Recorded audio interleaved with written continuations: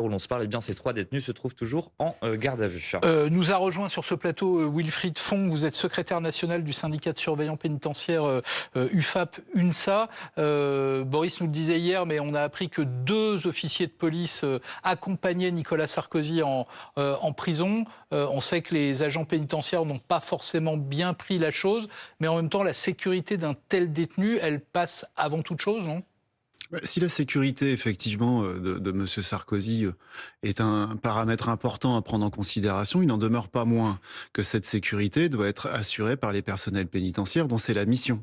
Je veux dire, les policiers assurent des missions de sécurité publique dans la rue. Nous, on assure des missions de sécurité publique derrière les murs des prisons. Mais basiquement, j'ai envie de vous dire, 2 sécurités valent mieux qu'une.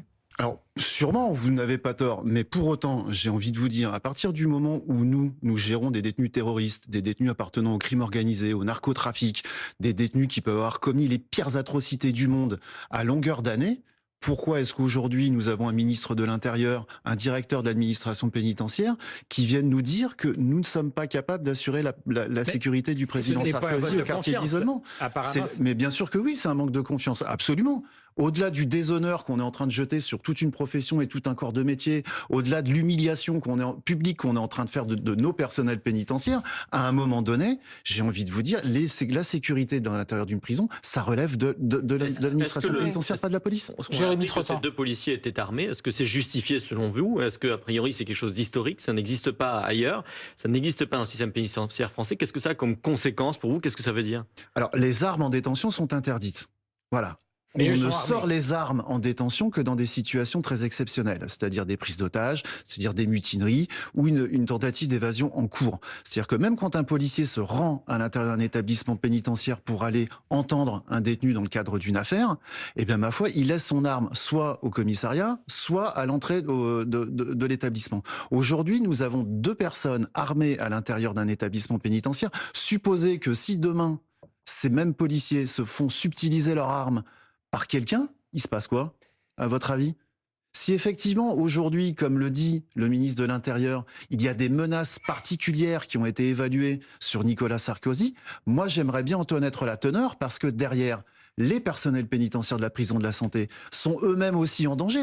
Voilà ce que ça signifie. Pardon, Wilfried Fonck, on a besoin de comprendre. Ils sont où ces 2? Quand on voit ce qui s'est passé à Incarville en mai 2024, où le manque de circulation d'informations a coûté la vie à 2 de nos camarades et blessé gravement à vie 3 autres, j'ai envie de dire là, il va falloir mettre les choses sur la table. Qu'est-ce que votre syndicat réclame finalement? Le départ de ces 2 policiers, le désarmement de ces 2 policiers, précisément, qu'est-ce que vous réclamez? Qu'on laisse faire au personnel pénitentiaire ce qu'il sait faire, c'est-à-dire son métier. Gérer la sécurité des détenus, gérer la sécurité des personnels à l'intérieur des établissements et gérer la sécurité de l'établissement, quel que soit le profil du détenu. Monsieur, pardon, mais qui a demandé cette protection policière? Car ça n'est pas Nicolas Sarkozy.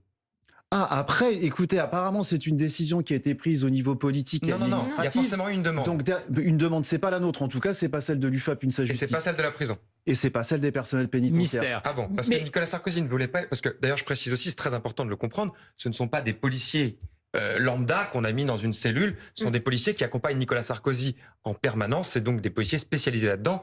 Donc il y a un sens aussi à tout ça. Ils sont peut-être spécialisés dans la sécurité des hautes personnalités et de Nicolas Sarkozy en l'espèce. Pour autant, j'ai envie de vous dire, ils ne sont pas spécialisés dans la sécurité pénitentiaire car ce n'est pas leur travail. Mais ils mettent en danger la vie de vos collègues? Je ne sais pas si la présence des armes met en danger la sécurité de nos collègues. Ça, c'est une certitude, oui. Et au-delà de ça, j'ai envie de dire, on a aussi, en plus du profil particulier de Nicolas Sarkozy, la prise en charge de ces 2 policiers à l'intérieur de l'établissement, parce qu'ils ne sont pas rompus à un fonctionnement du milieu carcéral. Merci Wilfried Fonck, merci Boris Karlamov. On va continuer évidemment à parler des conditions de détention de Nicolas Sarkozy. Mais d'abord,